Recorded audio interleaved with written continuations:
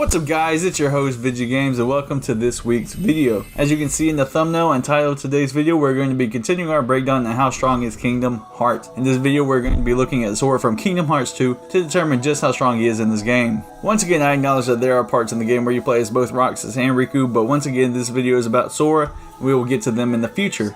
Also, I can see it in the comments now, but VigiGames, I thought you were going through the game in order from recently released and counting backwards. What about days coded and birth by sleep? You skipped over them. Yes, you are 100% correct. I did, forced exposition guy. This series is about Sora, so we're focusing on Sora. Also coded / recoded is Data Sora, not Sora. We'll talk about Data Sora and everyone else from the titles listed above in future videos. Also wanted to shout out to Clout Venus for leaving this comment on our last video. Also for reference of how fast he is, there are dream meters that are stated by the game to casually move fast enough to leave lightning in the dust. These dream meters are pretty much fodder to Sora, and he does actually canonically fight them in Traverse Town. And what makes this all the more impressive is in Dream Drop Distance, where Sora was severely weakened and reset to 0. Thanks for bringing more detail on Dream Drop Distance, Sora. All this being said, we're going to be hop right on into it. Also, this video is based off of Kingdom Hearts 2 Final Mix as the definitive edition of this game. Like previous videos, we're going to be looking at everything that Sora has in his arsenal to determine how strong he is.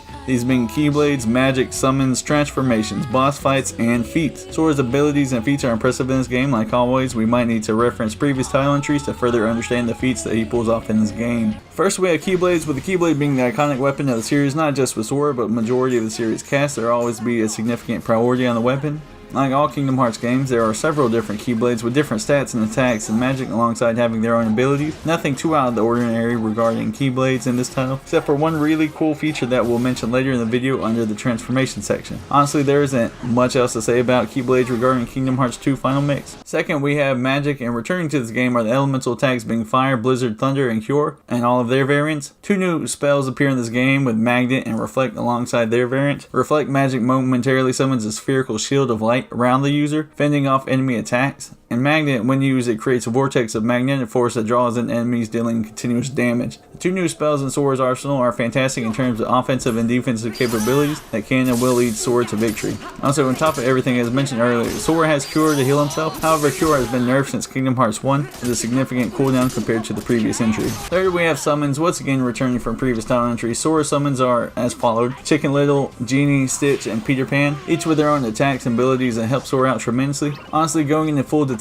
about what they all can do will warrant its own video, maybe an idea for the future, but to get a better idea what they can do, Biscuit047 has a fantastic video going in depth about all summons in Kingdom Hearts 2 Final Mix. I will link it below to get a better understanding. Regardless, summons have fantastic abilities for Sora, and they can bring them out without having party members, meaning that is an ability that Sora has and not one gifted to him by party members such as Donald or Goofy. Fourth, we have a new mechanic in Kingdom Hearts 2 being drive changes or drive transformations. In this game, Sora has a drive bar that's similar to his health and magic bar that grants him transformations. 6 transformations in all, being Valor Form, Wisdom Form, Master Form, Limit Form, Final Form, and Anti-Form. Some of these transformations do rely on having party members, and some can only work with certain party members on your team. Valor Form, which takes Goofy out of your party, Wisdom Form, which takes Donald out of your party, Master Form, which represents King Mickey, takes both of your party members to access, and Final Form, which represents Roxas, takes both party members to access also. However, Limit Form can be used without having any party members and represents Sora from Kingdom Hearts 1,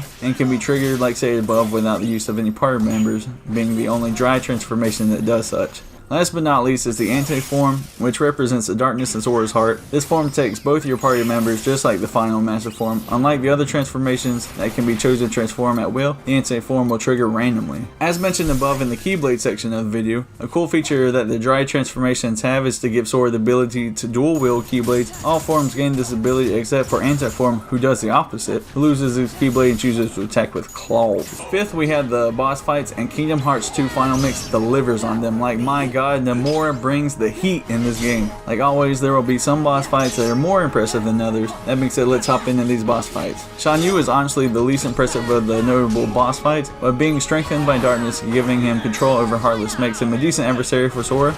Beast, who is quite strong defeating Heartless as seen in cutscenes, and also as a party member, but we also know that this Beast lost a fight to base Riku in Kingdom Hearts 1, so take that how you will. Dark Titan and Shadow Stalker as an enemy has some of the most potential with matter manipulation as seen in the fight. Hades, being the god of the underworld, is quite an impressive boss, however Sora was also able to defeat him in Kingdom Hearts 1. Cerberus once again is a returning boss fight from Kingdom Hearts 1, but that does not mean that he's not impressive, being able to consistently defeat Cerberus and Hades in a fight. Hydra, on the other hand, is quite impressive new adversary for Sora to fight and kill. In some animations, it is shown for Sora to slice through one of the Hydra's heads in an instant. The Barbossa fight is notable for him being the ghost zombie skeleton thing that can't die unless the goal was placed back in the chest, so I guess being able to defeat an enemy who can't be killed is noteworthy. In the Pride Lands, the two impressive fights Lion Cub Sora has are against Scar, who like Shan Yu has been powered up by darkness and can cast magic, and the Ground Shaker, which is a massive dual Heartless combo that the name states is capable of shaking the ground when it walks. The smaller of the two is like a monkey shaman that can turn invisible to hide itself in attacks. These fights are done like mentioned as the Lion Cub.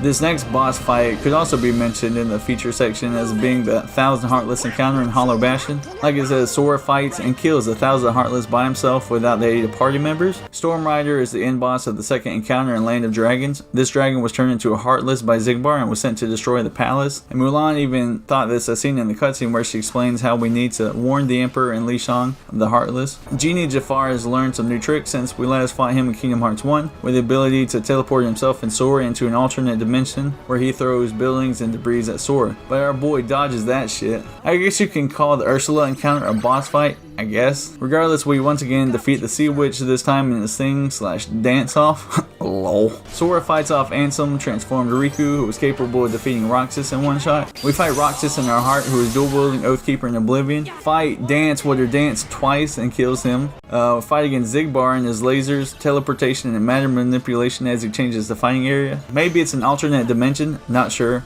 but he is capable of changing the fighting arena at will. Sora eventually defeats and kills him. Fights Luxord, who can seal anyone, as seen at the start of the fight when Sora is turned into a die.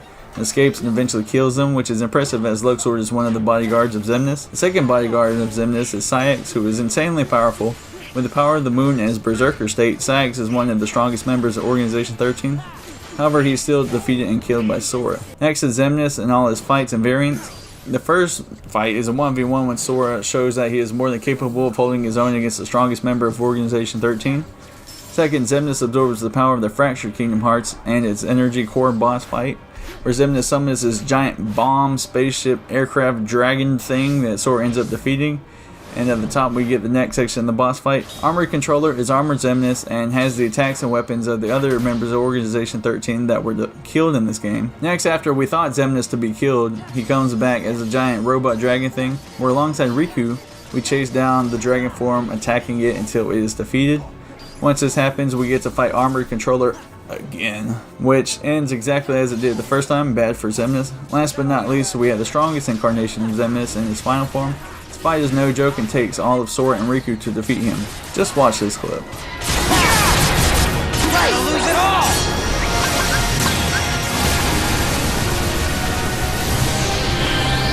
Riku! Time's up!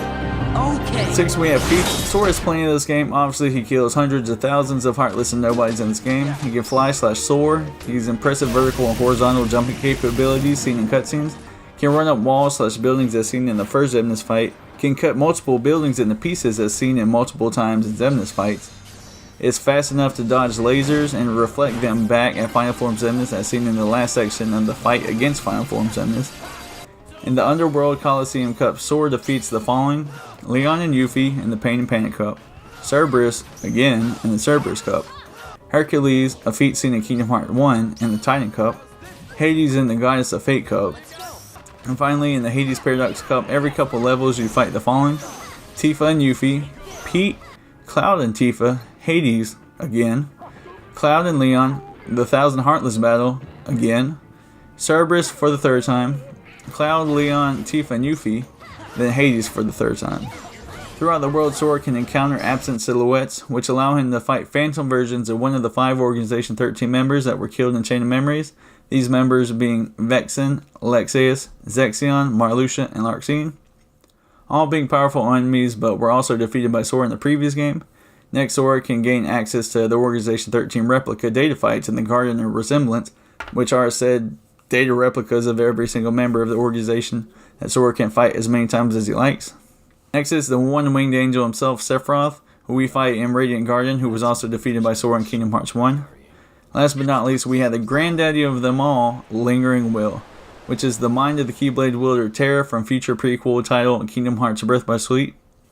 Terra's mind took over his discarded Keyblade armor in order to fight Terra Xehanort after Master Xehanort possessed his body. This is the hardest enemy in the game and is an exceptional feat for Sora. So these are the list of things that Sora has in his arsenal to determine his strength in Kingdom Hearts 2 Final Mix, but as we all know, Sora's friends are his power.